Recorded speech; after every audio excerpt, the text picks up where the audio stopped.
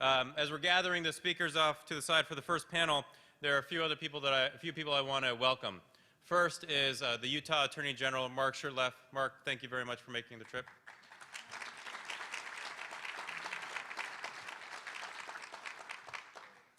Sheriff Mark Curran from Illinois. Where are you, Sheriff? There you are. So if there's any problems here, we know these two to go to. Chief Hawkins from Garden City, Kansas. Chief?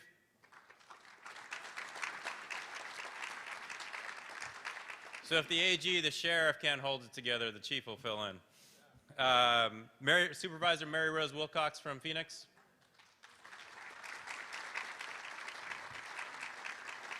So those are just a few of the incredible people who are here joining us not only today, but over the course of the day tomorrow. One logistics thing before I forget is that instead of walking about a mile to the nearest restroom, there's one actually in the corner of the room there. So obviously feel free to do that, to make that trip when you need to. We'll have many breaks through the day. So this first panel is going to be focusing on the Midwest and the leadership that has really come together there. And I just want to give a little more context here and how this campaign came together and what all of us have been doing. Because for the first time, this is a group that is all in the same room at the same time. So the story actually begins with Utah. In the summer of 2010, 4 state workers took it upon themselves to release a list of 1,300 names. They alleged that these 1,300 names were undocumented immigrants. Reality is that these were 1,300 Hispanic names. So I remember we were talking we had an organizer on the ground there, Carter Livingston, and he says, well, I know, Paul Moreau and Bishop Wester and Mark Shurtleff and, in Utah, and everybody's kind of, angry about this. And I said, really? I said, well, what should we do, Carter? He said, well, let's make sure we tell the country of where conservative leadership in Utah is on this issue of treating immigrants humanely. So we did this this telephonic press conference with Paul and the Attorney General and others, and about halfway through the press conference, everybody's on message, and one of the reporters asks, well, Attorney General Shurtleff, what are you going to, as AG, what are you going to do? And I remember he said, this is not a blacklist. This is a hit list. And I'm going to do everything in my power as Attorney General to prosecute these 4 individuals. It was a moment, and we're on the phone, and I'm thinking, this is a law enforcement official that is, number 1, cares about the public safety of his state, number 2, cares about the public safety of these individuals, these 1,300 people, and number 3, wants to treat people humanely. So I said, he's going to be our best friend.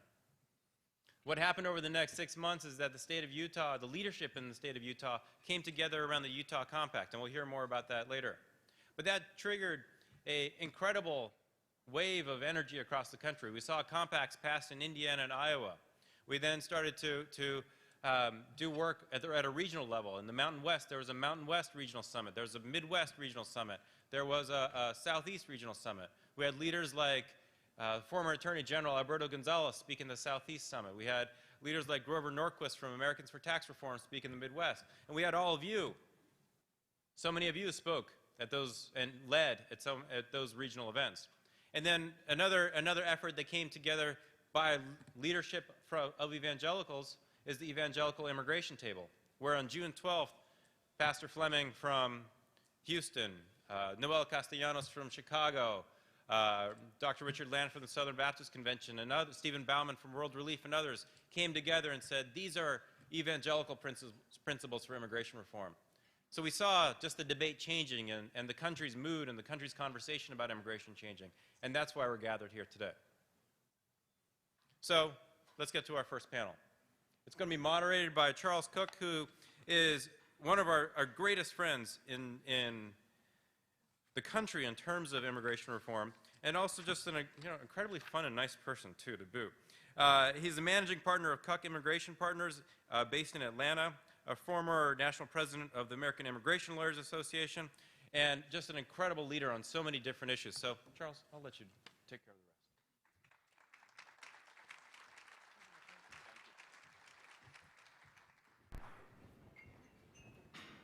the rest. The mic's supposed to be on. Oh, it's on.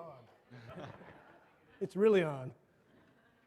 We're going to let our panelists take their seats here, and we're going to have a discussion about the Midwest. Now, what's interesting is the Midwest is the only place in America I haven't lived. I'm from Atlanta, and I want to have our panelists introduce themselves. Let's start with Angela. Angela Smith-Jones from Indianapolis. Tell us a bit about yourself, what your role is there at the Chamber of Commerce. Okay. My name is Angela Smith-Jones. I'm a native of Indianapolis, Indiana. I currently work with the Greater Indianapolis Chamber of Commerce, and I'm a lobbyist and advocate for specific issues, and immigration is one of those issues.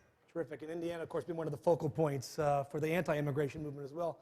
Matthew Soerens, would you tell us a bit about yourself and your work with the World Relief Organization? Sure. So I'm also originally from the Midwest, from Wisconsin, but I now live in suburban Chicago. I work at World Relief, which is the humanitarian arm of the National Association of Evangelicals. And we have offices in about 25 cities around the U.S., including many in the Midwest. We have 3 offices in Illinois, throughout other states in the Midwest as well. My job with World Relief is really to help our local church partners to think about issues of immigration in ways that we think are consistent with biblical values of justice and compassion and hospitality. Terrific. And of course, anybody who went to the press conference this morning heard Sheriff Curran from Illinois. Sheriff, you want to tell them a little bit about you had a story this morning about how you came to where you are today. Would you mind sharing that with us in this greater audience? I thought that was very powerful. So my name is Mark Curran. I'm from Lake County, Illinois, and that sits on the border of Wisconsin to the north and Chicago to the south. About 800,000 people, the third largest out of 102 counties in Illinois. I've been the sheriff since 2006. I was a prosecutor prior to that at the county, state, and federal level. So my background for the last 20 plus years has primarily been in law enforcement. Having been in law enforcement and having been there for so long, I can tell you this much. I'm not going to equate it, Reverend, quite with a calling from the clergy, but it is a vocation. And most people that find themselves as assistant state's attorneys or assistant attorney generals, they didn't just happen upon that job. They believed in what that job stood for, the white hat, the good guys. They wanted to be the prosecutor. They did not want to defend criminals. And that's the way we saw the world, those of us right out of law school that went into that line of work primarily. So that being said, I came from a rule of law background, was very big in terms of the rule of law, and that being essentially what was the foremost concern of anyone in law enforcement. We're a nation of laws. If we don't enforce those laws, then anarchy. What are we going to do? And so when I was first elected sheriff in 2006, that was the backdrop I came into. And also, by way of that, I'll say this much, that the loud voices on this issue are on the side of the anti-immigrant and the illegal immigrant. They're the ones that make the noise.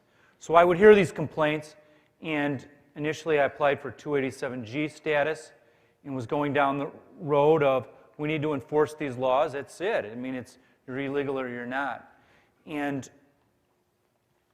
a couple things happened. One was, and I mentioned this earlier, Bishop Sotos knows him well, Francis Cardinal George, the Archbishop of Chicago. I had an opportunity to speak with him. I've known him for some time. And he knew that I was somebody that claimed to be of faith. He started to talk to me about the life issue, that's not simply the child in the womb. There has to be a consistent ethic of life. And your language is not pro-life by any stretch. And, it started to prick my conscience, if you will. Similarly, you believe in the nuclear family, and then you hear these horror stories of families being arbitrarily separated. How do you reconcile that?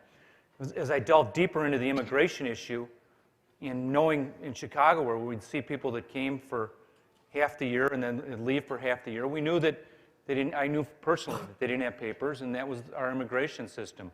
We lured people in, we needed the labor, and we left the borders open, and we didn't have any incentive of holding employers accountable, what have you, because we so desperately needed the labor. Then we clamped down. These people are trapped. What does equity demand at that point? And so the rule of law, going back to that where I started, it's garbage to not argue the rule of law. I realize that very clearly. that we were not a nation of laws as far as this was concerned, and we wouldn't get there until we had comprehensive immigration reform. So there we have badges, business, and Bible. We all got that kind of three-legged stool that we're standing on for immigration reform. Now, Ange, let's get back to you first. Indiana followed Utah almost immediately with the Indiana version of the Utah Compact, but you also had anti-immigration legislation that came along anyway. Yes. What were the biggest challenges you faced with your really a Republican-dominated legislature during that session? Right. Going forward. Thank you. It was great that we had the Indiana Compact, because all of the large businesses in the state of Indiana really pulled together, including the Chamber of Commerce, both local, the Indianapolis, and regional, and the state, in supporting businesses and recognizing how important this is and has a huge economic impact on our country and our state.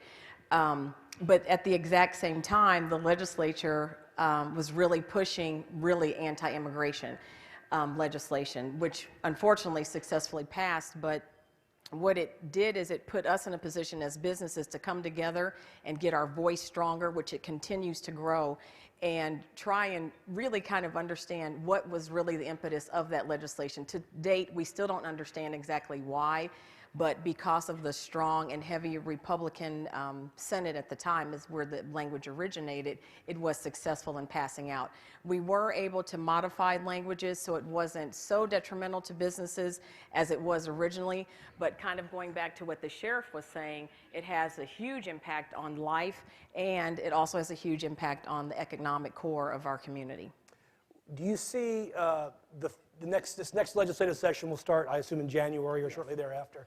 Are you hearing any rumblings about any future possible immigration legislation from a negative point of view in your legislature? No, I have not. I think that probably the legislature's like, we've already taken care of that, we're done, and we were successful. But you never know what's going to come forward in any other, especially in light of the current national trend of, you know what, this is a critical issue we have to address, and trying to remedy and correct some of that state legislation. Yeah, it's, Matt, from the religious point of view, working with evangelical churches throughout the United States. Now, I'm in the South, all right, so you can't go more than like a block without seeing an evangelical church somewhere.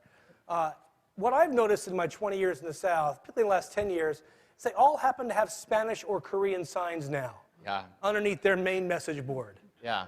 Has that been an impetus to maybe getting pastors who might not have supported us before to get on the bandwagon and support reform? I think it is. I mean, I think there's a number of factors that have led more and more evangelicals, both at the national leadership level, but also at the local, at the pew level, if you will, to speak up about immigration. And I think one of those factors is that, as Leith Anderson, who's the president of the National Association of Evangelicals, says, they are us. Those people that we talk about are evangelical brothers and sisters, or our Christian brothers and sisters, in large part. In fact, the fastest growth, just in American evangelicalism, and I think this would probably be true for the Catholic tradition or for mainline Protestant tradition, but just looking at evangelicalism, the fastest growth is happening in immigrant communities, in immigrant congregations. And that's something that not all Caucasian evangelicals like me necessarily realize, but more and more we are realizing it. And that's happening both in little independent churches that meet, in someone else's basement or in somebody else's worship space on a Sunday afternoon. It's also happening as larger and established churches plant services in Spanish or in Korean or in 50 or 60 other languages. And I think that from a biblical perspective, that leads us back to the idea that we are one body, that there is one body with many members, and no one part of the body can say to any other part that I don't need you. And I think that we're told that if one part of the body suffers, every part suffers with it. And I think that is happening more and more in evangelical churches, where now as a whole, the evangelical community in the United States is saying this is an issue that is affecting us, and we can't stay silent anymore. Sheriff, one of the big issues that you brought up just in your talk was about 287G. Now, 287G has been around since 1996 when Congress passed the Immigration Reform Act at that point. How do we convince, based upon your experience in Illinois, other sheriffs who are participating in that that's not a long range good for the communities? What lesson can we take from what you've done to share in a more broad perspective with others? Well, I would say this much, that immigration policy is not primarily a state's issue, it's a federal issue. And ultimately, whether 287G exists or secure communities exist is really the decision of the White House and the president himself. So, you know, arming local law enforcement with 287G at this point in time isn't going to help get everybody to the table in terms of the real discussion of comprehensive immigration reform. And that's where we need to go. So the president holds the cards. He can leverage them and say, you know what, we'll give you more authority, but we're going to fix it first. And it's really his call at this point. He can't control Congress. I mean, they got to Not do their yet. job. You know. When we had our Southeastern Summit, one of our speakers there was Police Chief John King from Doraville, Georgia. Spoke very powerfully on the issue of community policing and how these types of things like 287G and secure communities works against the concept of community policing. Does that jive with your experience in Illinois? Absolutely. What is happening in Illinois, we're at the bottom in virtually every economic category. And as a result of that, we've seen drastic cuts in policing throughout the state. And as a result of that, we have to rely more and more upon the people in the neighborhoods. We can't be expected to be in as many places as we once were. And to go into a neighborhood now where there's fear widespread throughout the community, where they stick together, where their thought process is, you know, don't talk to the police because they may ask whether you have papers or what have you and wind up getting deported. Well, that hurts our ability to keep even the larger communities safe, number one. It certainly hurts our ability to hold perpetrators accountable and to find justice for victims. Right, Angela, what strategies do you think we might be able to use on a broader perspective with state legislatures? Right now, there are now 31 state legislatures in the United States controlled by Republicans, both houses. Obviously, we have to go to them. One, to back off from passing legislation, but two, to have them call for reform as well. What kind of strategies do you think we might be able to employ based upon your experience in Indiana? Well, actually, that's a great question because the last session we introduced legislation that challenged some of the component. It actually dealt with changing or actually forbidding undocumented immigrants to get in-state tuition. So we were challenging that specific component. And one of the critical things that we found that helped us is identifying a key legislator, albeit in a Republican legislator, that is for immigration reform, for education, for economic development, for a strong tax base, and they are out there, so do not be discouraged. There are plenty of them out there, but you just have to identify those few legislators that are open-minded and understand the true issue, work with them, work with the leaders of whichever committee it is that is most appropriate. And I would encourage you to look at the education committees because education and immigration and workforce are directly interrelated, and you've got to understand that. That's the angle with which we took and explained, and literally some of our legislators who were more hesitant were able to see, you are right, if we have a strong educated workforce, as federal government does their job and they do comprehensive reform, immigration reform, then you're putting your state in a better position economically to continue to grow and attract great talent. The other component that we did after finding a champion is you have that human aspect, and if you are lucky to find an undocumented immigrant who's willing to share their story, that personal touch will actually shift and touch the heart of a legislator who may be able to say, oh, that group over there. But then when you put this person in front of them, they're able to say, oh my goodness, he or she looks just like the kid that came home spring break with my kid, or my neighbor, or my grandchild, and that makes it personal. So you're able to address it from two angles, both the economic side and then also the personal side. And so amazingly, you will find great consensus and get covered that way. And that really is my follow-up question. Do you think there are actually a lot of Republican legislators who would support this if they had cover? Yes. Some kind. Yes, absolutely. And in fact, legislators will tell you, I'm nervous to stand up in my caucus because there are voices on the fringe in every caucus, and they don't want to fight that fringe, even though they are very logical and compassionate, business and tax oriented. They don't want to fight that fringe. If you can give them any cover at all where they have solid ground upon which to stand, that will help really strengthen the consensus you can build in your own legislature. How is business, one last question with that, how is business helping support legislators in that situation in your state? Oh, well, honestly, we tie it directly to economic development because most cities, and Indianapolis is specifically in that place where we really want to continue to attract great talent. And this kind of negative legislation has a chilling effect on your entire community because you have the super scientists that are immigrants. You want them to feel welcome. But when you have anti-immigration language, it makes the super scientists say, you know what, I don't want to go to that community because that language like 287, they will enforce something against me that it doesn't even apply. But it has a chilling effect, and you want to continue to encourage that.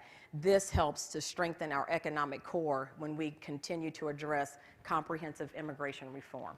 And Matthew, one of the things that I've seen in the faith-based communities, particularly, and I believe this is probably true in the Midwest more than any place else, the Midwest has a population problem. Yeah. That is, there aren't enough babies being born and people are leaving. Yeah. And so a lot of your new population are immigrants that are coming in, mostly for jobs or to fill vacancies. How is that impacting these churches? Because one of the things I've seen in the South, because we've had so many new immigrants come in to Georgia, for example, people are afraid of what is new.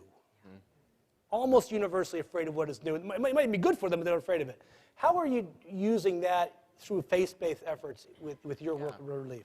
Well, I think that for the same reasons that the Midwest needs more people, for our economic reasons, our churches need more people as well. I mean, that's one of our key beliefs is that we should share the gospel and make disciples. And we have that opportunity to do that as more and more immigrants come into the community. And in the Midwest in particular, that's been vital to the vibrancy of our local church communities. I would really resonate with what Angela said about relationships as well, because it's when people in local churches know somebody who's affected by this, when it's someone in their Sunday school class or someone they're in a small group with, and they start to realize that those people they've heard about on TV, and if you've only heard about those people on TV, it's easy to be a little bit misinformed and afraid. But when you know them in person, you find out that they're people just like you and I. They're not perfect people. Christians, we have a strong doctrine that we're all sinners, but they're not uniquely bad people either. In fact, some of them are pretty exceptional people with a lot to offer to our communities as well as to our churches. And I think that's been our experience at World Relief as we helped facilitate volunteering opportunities and build bridges relationally between different churches. Churches worshiping in Spanish and those worshiping in English or whatever the case may be, where the theology is usually all the same, but it's just a different language that we may be worshiping in. And that's, as we see more and more of those relationships happen, perspectives on immigration policy are changing very dramatically as well. Now, of course, evangelicals aren't the only ones impacted by this. No. And might I dare say, the Catholics were right on this issue. We have a huge for a debt of long time gratitude to the Catholic Church in the United States for having been outspoken on this well before most evangelical leaders were speaking out. And for all the same reasons, ultimately. Because it is about demographics, but first and foremost, it's about Scripture. And we share that same Bible, which says over and over and over again that God cares for those who are aliens, orphans, and widows, or immigrants, fatherless, and widows, depending upon your translation. And that theme is one of the most common themes that's repeated in the Old Testament. And we find it over and over and over again. And whether you're Catholic or evangelical or mainline Protestant, Jewish, because most of those passages are in what Christians would call the Old Testament, it's a theme that comes up over and over and over again. And I think, to be honest, that a lot of evangelicals have not noticed those passages. And more, we're recognizing that, wow, when God talks about the immigrant in the Old Testament, that might have something to say to the way that we treat the immigrants coming into our communities. And we see that more and more churches are preaching on this topic, are doing small group studies on this topic, are challenging their congregations to read the Scriptures. And that's not a particularly controversial ask, to read the Bible. I mean, we ask people to do that in church every week. But to say we really need to, especially for evangelicals, but all Christian traditions, we really affirm the authority of Scripture over our lives. And if we are going to say that that's true, then we have to make that true as we think about the issue of immigration as well. And I think that's happening. When I started working with World Relief 5 or 6 years ago, it wasn't happening as much. I think, especially within white evangelical churches, there's maybe a reticence to talk about the issue because it is controversial. It is, you preach on this topic, and you might have some people who have heard some things on the radio or on television or in an email who might be very upset with you. But we're seeing that change in a pretty dramatic way. And that's both because at the national leadership level, we've seen Christian leaders across the board come together to say we need to have immigration, we need to respond to immigration in personal ways as well as in policy ways that are consistent with biblical values. And then we're also seeing that at the local level as people are opening their Bibles, as they're building relationships. And that's what I think is going to helping to make the change in the faith community. One of the things I noticed from a faith-based perspective as we debated HB 87 in Georgia a year and a half ago was while we had a pastor and a priest and a rabbi come in and talk, it wasn't a unified presentation. Do you see a unified presentation across faiths as a more powerful force to move legislature and congressmen towards real reform? Yeah, I mean, I think that we're each going to speak our own specific language to our traditions, but it turns out that across various faith traditions, we tend to agree on the same sort of policies that we think are really vital and are consistent with our biblical values. And I think that's true, across a range of different religious traditions. And as this event is a great example of that, to come together, to speak out in a unified voice and to say that this is actually a very rare issue where there is that level of agreement, even just within the Christian community. One of the pastors that I work with said once, to have an issue where you've got the National Association of Evangelicals and the Southern Baptist Convention and the Catholic bishops and the National Council of Churches, and it didn't take a Mennonite to come and break up the fight, that's a unique issue. And that's what we have with immigration. The Sheriff, I want to ask you about something in regards to the Obama administration. We talked a lot about Republicans just now. But we need to focus on the fact that a lot of the separation of families, a lot of the hardship caused during the last 4 years are pursuant to Obama administration policies, and particularly to secure communities. Is secure community, ask you this question, is secure communities in effect in your county? Yes. And I think that's pretty true basically throughout the United States. It's been mandated. Been mandated. How do you see that effect on individuals that you are basically forced to hold for 48 hours? Well, let me just say this. I remember coming to the National Sheriff's Association back in 2008, and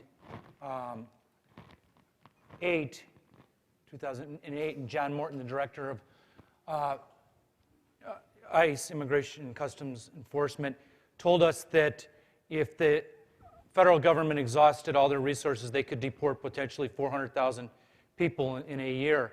Sure enough, they deported 398,000 the next year, 400,000 the year after that. And so it was almost as though there was a line in the sand. This is our, circle that number. This is the number that shows that we did our job. And so ultimately, the problem with secure communities, the problem with the federal government is the lack of transparency. Now, they claim right now that 50% of these people that are being deported are criminals that have committed serious crimes. Well, what about the other 50%? You ask that question, who are these other 50%? And so, the immigrant community will tell you that the person did nothing wrong and they got deported. Sometimes if Homeland Security, if you can get an answer, they may say, well, no, that's a returner or what have you. But this complete lack of transparency. But getting back to that, you're right. I mean, ultimately, who's going to be deported, how many people are going to be deported, for what offenses people are going to be deported is solely the decision of the White House. And they are deporting plenty right now. Yeah, they're record highs. Every year is a record high. Now, you're on the front lines. So people come in to pay a bond for somebody, and then you say, great, thank you for paying your county bond for whatever violation you were arrested for, but now we have to hold you for 48 hours. How diligent has ICE been in coming in to your jail to pick up these people within 48 hours? They're there. They're good. Yeah. That's too bad. I mean, they're right on top of it. They have a lot of, officials in our area, and they're on top of it. I mean, would you ever consider as a law enforcement officer saying, you know what, that's a voluntary hold you've asked us to do, because it is a voluntary 40-hour hold. Would you consider at some point, I don't want to put you on the spot, and you can say I'm not going to answer that question, but I'm going to ask you anyway. Right. Say, you know what, it's voluntary. It's destroying our communities. I'm not going to do it. Yeah. You know, those are tough situations for me, because ultimately I think that if I get to that point, then I need to walk away from the job. If I decide I'm not going to enforce a law as it currently exists, then I shouldn't be sheriff. I have advocated against the detention centers that have been built in Illinois. I've advocated in favor of the DREAM Act. I was down in Springfield, our state capital, last week, advocating in favor of driver's license for undocumented. And we see conservatives in Illinois, 2 of them that ran for governor, they're strong pro-life, that endorsed it. So I'm comfortable with doing that. But to say that I have a job that I'm mandated to do and I'm not going to do it, I think that then I have to say I'm not sheriff.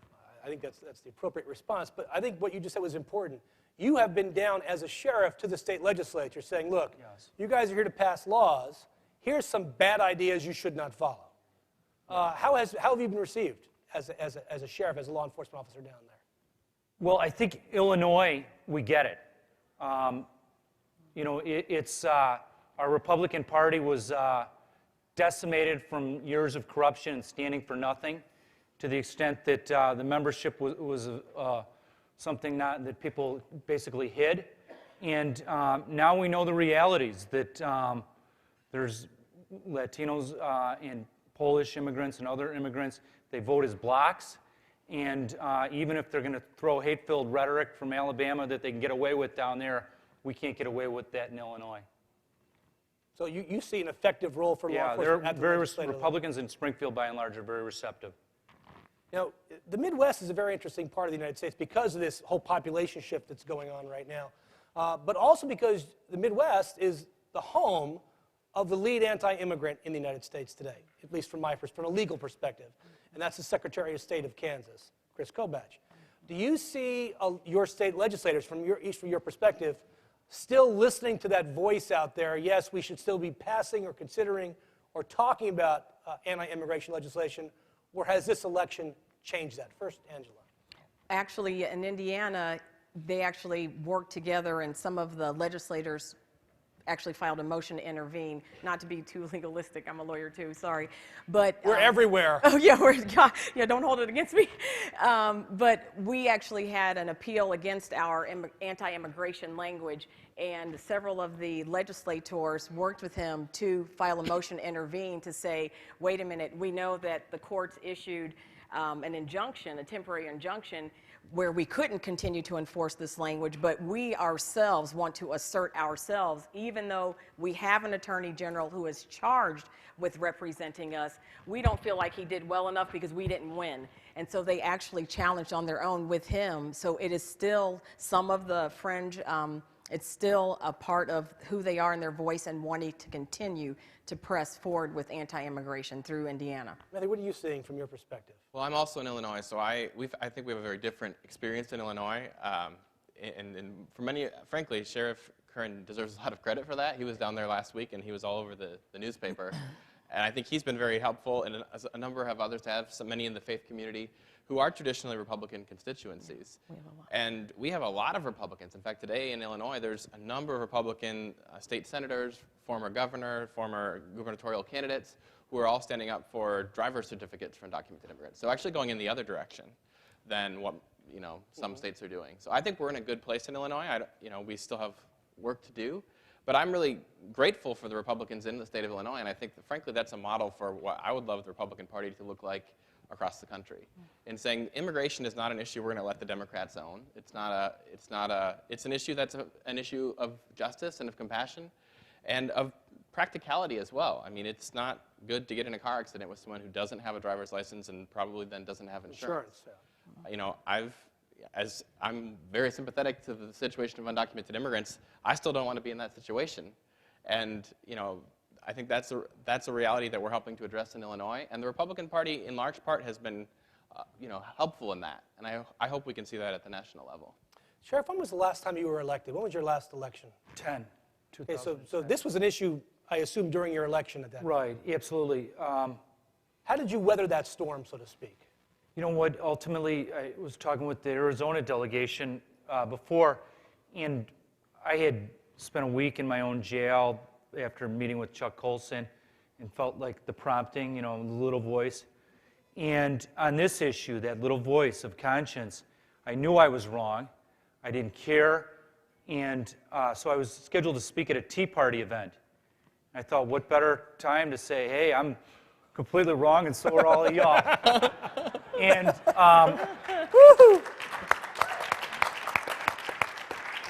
I figured if I'm going to get tarred, I'm going to let the media know. And so we sent out a release, and one of the guys called me up, and he said, what's going on? I said, well, I'm going to tell them why they're wrong. And he said, I can't miss that. And he showed up, and the media wrote it that they looked like a bunch of lunatics, and I wasn't having much success. But by the same token, I knew that, when that voice is there, and I had to do it long before the election because I didn't want to, kind of hide into the election, even though I think I would have been fine either way. I knew what my conscience was saying, and I had to full speed, take the hits. You were a bad guy, own up to it. Well, that's the same thing that the Attorney General Shurtleff talked about this morning in Utah, were those that ran in this last election on an anti-immigration platform, and there was plenty of them in Utah doing that, all lost. They all lost. This is not an election. This is not an issue you will lose elections on. Is that the message that we can get out there about this? I would agree, absolutely. I have more hate mail than you could possibly fill an office with. Yet, I had the largest countywide victory margin. Lake County, Illinois is a, Flip County. Yeah, you can't tell whether it's a Republican or Democrat county. It's consistently gone for Democratic presidents, but countywide here and there, people are back and forth. So I think that the thoughtful people understand the economic arguments, understand the faith arguments, understand the law enforcement arguments, and therefore they're on our side. All right, Angela, we just had an election. You've heard about the election, right? Right. where the president promised that this would be a key issue if he won, that he'd move forward on. Now, a colleague of mine went to a meeting at the White House last week where he was informed that after the fiscal cliff negotiations or the fiscal summit or the fiscal whatever it happens to be is over, they will turn their attention to immigration. So let me ask you a couple questions about that. Okay. One, do you believe it? Two, what do you see from a business perspective happening on immigration? Well, I hope it's true. Yeah. I think it's critically enough. I do not know.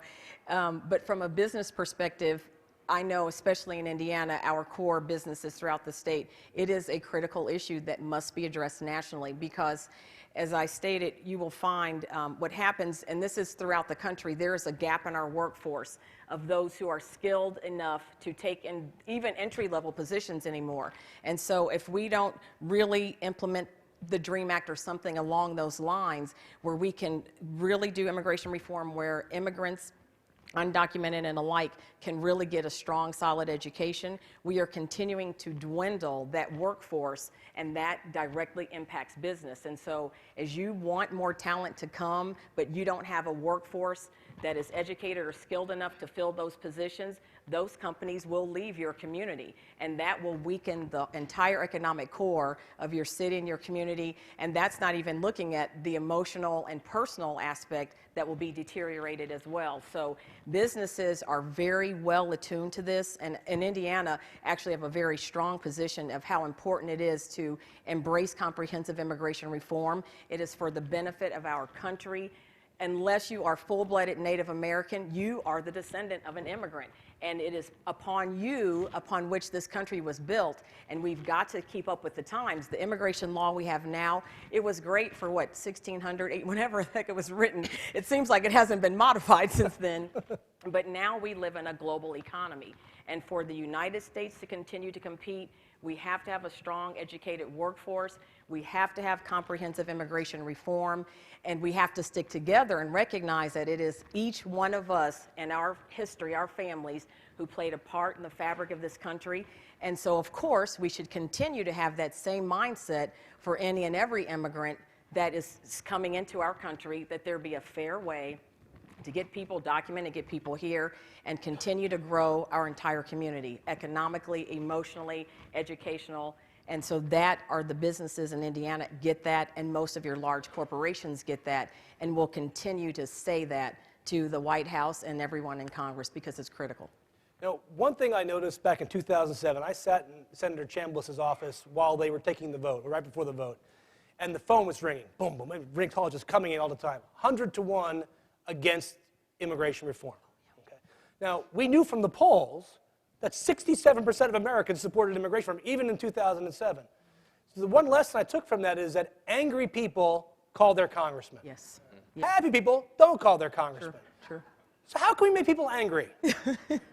How can we, what is the strategy for motivating people to call to make this happen? Sheriff? We lost the election. Yeah. I was a Democrat. I left this party. That party, I have nowhere to go. You're killing me. That's what I'd say to the Republicans on the wrong side of this issue. And Matt, how do you motivate people to call? How do you motivate all your evangelical members to call on this issue? Yeah, I would say the two things that we're working with in churches is the scripture and relationships. Because it is, when you know someone, you know, I have people in my neighborhood who are facing deportation. And that makes me angry. It makes me angry to see their kids who were born in this country, who are doing well in school, and when their dad's in detention for 6 weeks, you know, don't do so well in school and start to act out and start to get into trouble.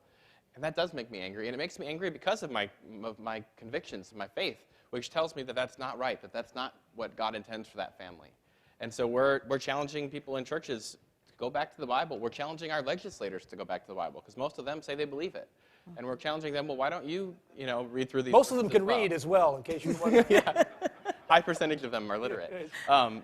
So that's our challenge. It's, I think, a combination of going back to the scriptures and helping to facilitate those relationships. Because ultimately, people, the polls say that most Americans, most evangelicals, most Catholics, all these groups, most Republicans, in fact, support comprehensive immigration reform, if you frame it out for them. But for most of us, it's not, for most American voters, it's not their first issue. It's not affecting them directly. And I think we need to help people understand how it is affecting us directly, both economically, as well as because these are our brothers and sisters in our faith, as well as because, it's in the interest of our whole community as far as law enforcement that we have safe communities where people trust law enforcement.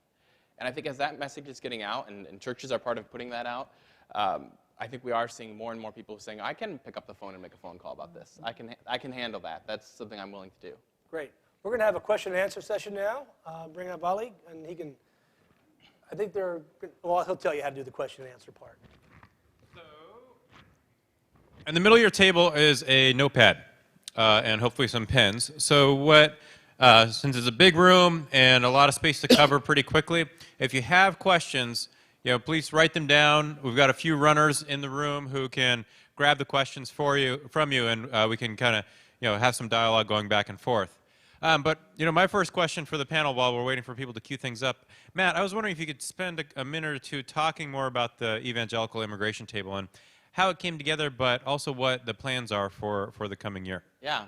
So at the national level, there's been a number of different evangelical groups many of whom have been speaking out on immigration for a number of years, but who probably about a year and a half ago decided, we should really be working together. And that includes most evangelical denominations, either through the National Association of Evangelicals or through the Southern Baptist Convention, which is the largest Protestant denomination in the U.S., it's, the National Hispanic Christian Leadership Conference in Esperanza, and the National Latino Evangelical Coalition, the Christian Community Development Association, Sojourners, World Vision, World Relief, where I work. So we have all these organizations that have come together and said, we all care about this issue for many of the same reasons, because it's affecting people in our churches.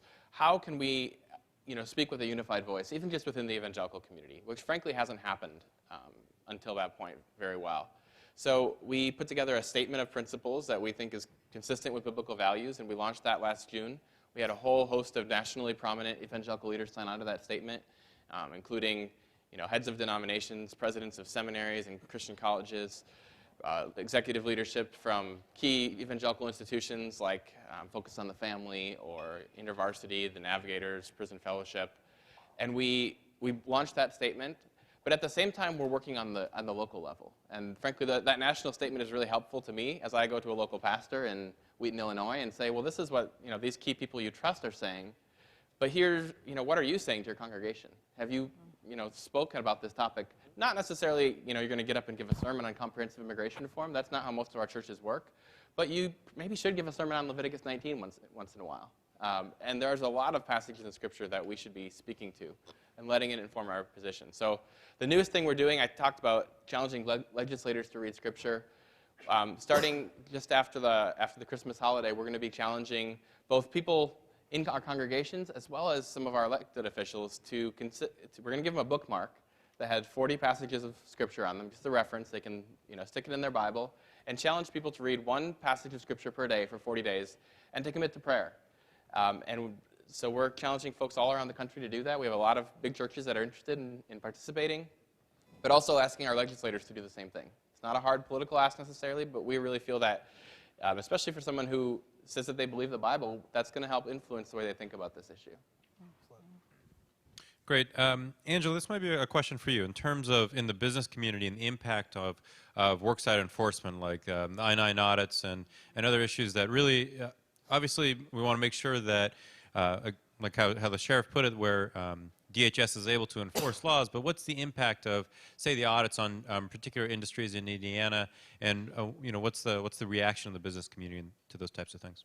And I was discussing that earlier. We actually have not, if there are any I-9 audits going on in Indiana, no one has brought that to our attention. I'm sure there are, but they've been keeping it well under wraps, and we are unaware of it.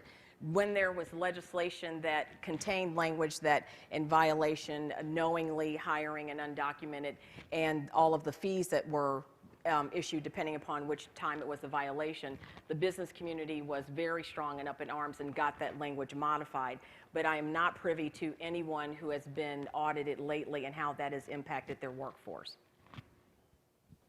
Thank you. Charles, do you want to react to that one too? Oh, yeah. Most people who get audited don't tell anybody, by the way. Ixnay on telling A. Okay. Kind of thing. I will tell you that the folks at ICE will shortly announce they will have audited over 5,000 businesses this year, which in the grand scheme of things is really nothing. There's over 11 million businesses in America, but it's about 4,995 more than President Bush audited his last year in office. So people are getting audited. E-Verify is moving forward as an alternative for many businesses would hire a lot of people. But as we heard in the press conference today, it creates an unfair, unlevel playing field for many employers because they feel that if they follow that rule, then they're going to be disadvantaged by the guy who's not following that rule, who then hire whoever he wants, regardless of their immigration status. So that's why a national solution is so vitally important to this, because it puts everybody on the same level, the same playing field. Yep. Great, thank you. Maybe a question for the panel across the board. So much of the conversation here in D.C. right now is about the fiscal cliff. We talked a little bit about the business perspective, the economic perspective, in terms of the need for reform. But I think more concretely, especially at this time and how we start moving into 2013, what are the different types of messages or messengers or events that can be lined up going into the new year to, frankly, capitalize on the focus on fiscal reform, but also the economic contributions of immigrants? I'll jump in on that. I do this for a living. I mean, it's really tragic in many ways. A study just came out from Institute here in D.C. that said if we legalized everybody who was here, that's a $1 trillion stimulus that costs us not a dime. Right. What are we going to do with $1 trillion? I could think of a couple things. Right. Plus, bringing people, and that's just the immediate effect. When you bring people out of the black market economy into the above ground economy, taxes are being paid, jobs being created. We heard one of the reporters asked a question this morning that was very, very telling. What do you tell the people who say, why should you legalize those folks when our unemployment rate's so high? And my answer is, do you think they're not working? Right. They're all working. They already have jobs. One of the great problems we have with unemployment and economics in this country is that every state's not the same. Every state has an unequal distribution of people qualified to do work and available jobs. Utah has a 5% unemployment rate. Georgia has a 10% unemployment rate. Neither one of us can find anybody to pick vegetables, okay, or pluck chickens. But they might have a better opportunity to get somebody who's a STEM worker in. Every type of immigration reform that we're talking about, and we tend to focus a lot on the undocumented, but we have to, that's the past. That we could fix. We have to look to the future, the economic future of America, is in our immigration system. Because we're not birthing enough babies. We're not. We don't have enough kids to generate economic growth long into the future. So we need immigration. And we have this great power, this thing called the American dream. People around the world still believe in the American dream. You know, nobody's banging the door to get into North Korea. Nobody. People are banging the door to get into America. We should be a lot more concerned when people don't want to come here. Right. So economically, this is a huge economic argument for us. We have to harness that future flow and get people to the states that will create jobs, that will do jobs, both those that we won't do and those that we don't have the ability to do yet. And just to kind of follow up with that, another component directly related is the entrepreneurial spirit that most immigrants have. And so in coming, we do have the STEM component, which is pretty prevalent if you have any science industry in your area. But secondarily, which the Chamber of Commerce is entrepreneurial spirit. And that is the base of our country. And I know for our Chamber of Commerce, that's the largest portion of our membership is that entrepreneurial component. And so you're right, going forward, we still need the small business and we still need STEM. And so we have to have comprehensive reform. Just along the same lines, you know, when you think of economic, are you competent to talk about economic issues? And Ali, you brought Grover Norquist the last time, and you know we know Stephen Moore, Wall Street Journal editor. We know Larry Kudlow. We know all the best economic minds are huge immigration reform advocates. So you know we listen to Neanderthals that don't understand economics talk about jobs. It's nonsense. From a perspective of security, I sit on the Homeland Security for the National Sheriff's Association. The elections have consequences. If they're actually concerned about national security, what have you, well, they're going to have a serious conversation with those advocates of comprehensive immigration reform because that's what the country said. And I would just add that I think that's an area where we have a lot of work to do is because economists are almost universally agreed that immigration, even illegal immigration specifically, is good for the U.S. economy. The Wall Street Journal did a survey a few years back and found that 44 out of 46 economists affirmed that. The problem is if you poll the American public, the ratio is, you know, the majority of Americans think that immigration has been bad for the U.S. economy. And they're just misinformed. It's easy to be misinformed when television repeats that over and over again. But that's why I find that as we talk about, you know, I'm talking in churches all the time. We talk about the Bible, we tell stories, but I also need to help people understand, you know, the basic economics around this. And I think we all need to be telling that story because you know, again, from a Christian perspective, all truth is God's truth, and it's just true that immigration is good for the economy.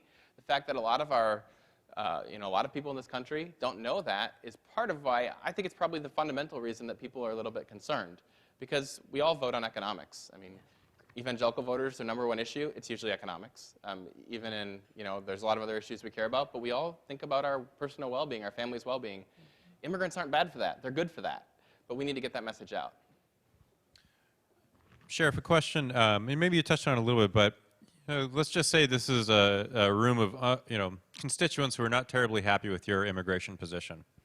How do you, I mean, there are very few opportunities where I think folks in the room can be able to work with and listen to law enforcement and say, okay, this is why I'm in favor. Would you mind just kind of running through how you would respond to that question? Why immigration reform? Right. It's a passionate issue, and it might be the most passionate, but I agree that the overwhelming majority of the country desperately wants immigration reform. So you got to realize, you know, first of all, you can't be all things to all people. And if you try that, then you're worthless as whatever endeavor you're in. And secondly, you know, your arguments are logical. They accept them or they don't. You know, I mean, that's it. Ultimately, from a law enforcement perspective, one, we talked about that we need that relationship with the communities. You know, I was an advocate of the driver's license bill for undocumented.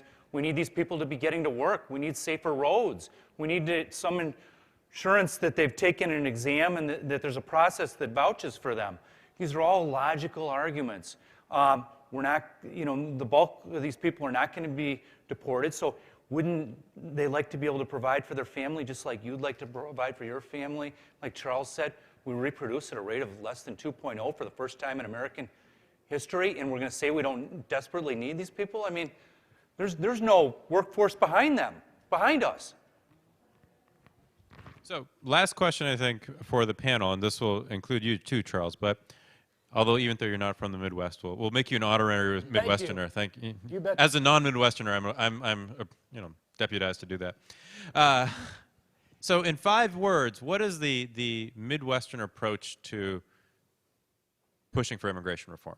And the reason I ask it is because each panel has a very unique set of regional perspectives. So as Midwesterners, what's the different way that things will move forward? This was not in the prep, too. Totally off the guard. Well, since I'm not at the Midwest, I'll cover for you first. It's about the economic future of the region and the social future of the region. Without reform, we won't have a future. We cannot keep playing the immigration game 20 years on. We just can't keep doing this. We need it for our future, for our kids, and for our children's children. Thank you. It's always for the children. That's what I learned from Bill Clinton. So, Well, since that wasn't 5 words, I won't Okay. think too carefully about 5 words. Okay, good. But I would agree. I think it's about we need immigrants in the Midwest. We need them in our churches. We need them for economic growth. We need them in our communities, and that's something that more and more people are realizing. And to have immigrants, we need just and compassionate policies. And I was focused on the 5 words that's too. scary, See, I'm right? following the rules. But what I was really thinking about is we already have a pretty sizable immigration or immigrant population in Indianapolis. And the key really is educate, strengthen the workforce, and thereby strengthening the economic core and your tax base, because everyone is currently working and they are still paying into the tax base federally through Social Security taxes or local, but that's it. It's educate and train, strengthen the workforce, and strengthen the economic and core and tax base. I just say need to love our neighbor, and will be law enforcement that feel good about themselves and not, like Gestapo agents that are carrying out laws that they recognize hurt our soul. Well, can we get a round of applause for this panel? Thank you. Amen. Amen from the sheriff. Amen. So as promised, we're going to take a good 15-minute break here. At around 2:15, 2:20, we're going to have Steve Case and Ron Brownstein up. So please make it back in about 15, 20 minutes. Thank you.